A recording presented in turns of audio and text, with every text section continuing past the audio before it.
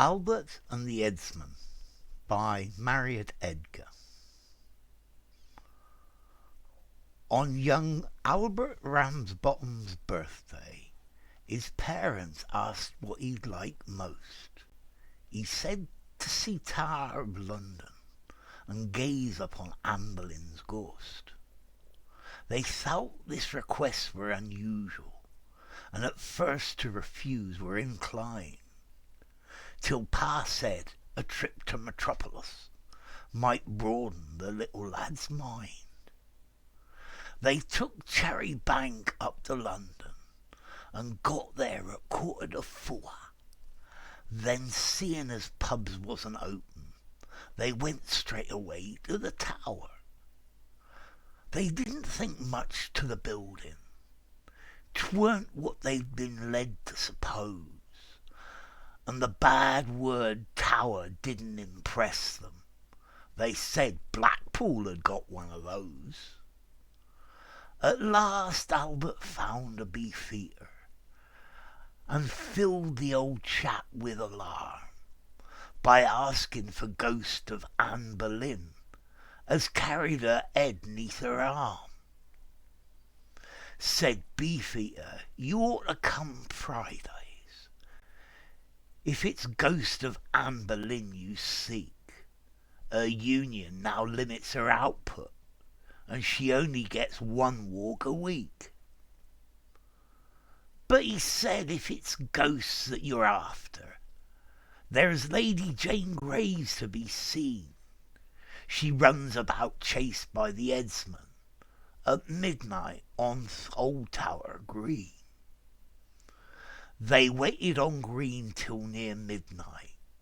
Then, thinking they'd time for a sup, they took out what food they'd brought with them and waited for Ghost to turn up. On the first stroke of 12, up jumped Albert, his mouth full of dripping and toast. With his stick with the horse's head handle, he pointed and said, "Here's the ghost." They felt their skins going all goosey as Lady Jane's spectre drew near, and Albert fair swallowed his tonsils when the Eadsman and all did appear. The Eadsman chased Jane round the grass pitch. They saw his axe flash in the moon, and seeing as poor lass were headless, they wondered what next he would prune. He suddenly caught sight of Albert, as midnight was on its last chime. As he lifted his axe, father murmured, "We'll get the insurance this time." At that, mother rose, taking umbrage. She said, "Put that cleaver away. You're not cutting our Albert's head off. Yon collar we're clean on today." The brave little lad stood undaunted till the ghost were within half a pace.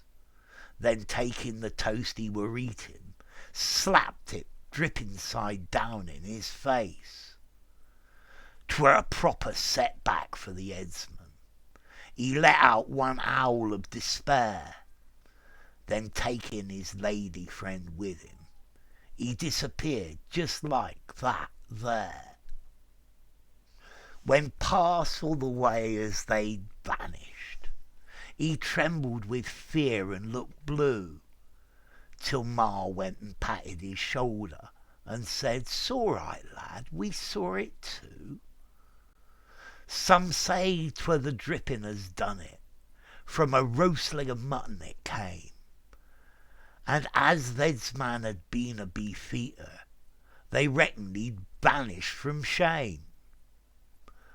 And around Tower Green for that moment, they never ne'er seen a sight of the ghost. But when Beefeaters go on night duty, they take slices of cold dripping